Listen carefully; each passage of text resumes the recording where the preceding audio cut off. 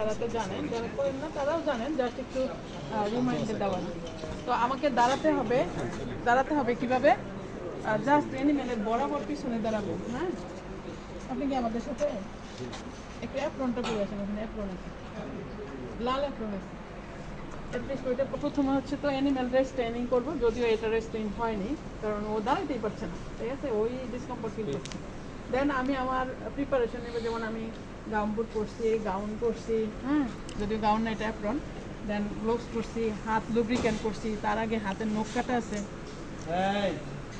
এরপর আমি যখন দাঁড়াবো, তো বরাবর পিছনে এই বাম পা এক স্টেপ সামনে থাকবে আর ডান পা এক স্টেপ পিছনে থাকবে।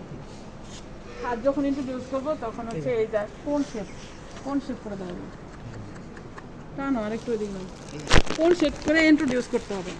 তো আমরা এখন যেহেতু আমরা আলট্রাসোনোগ্রাফি করছি, সো আলট্রাসোনোগ্রাফি মানে রেক্টাল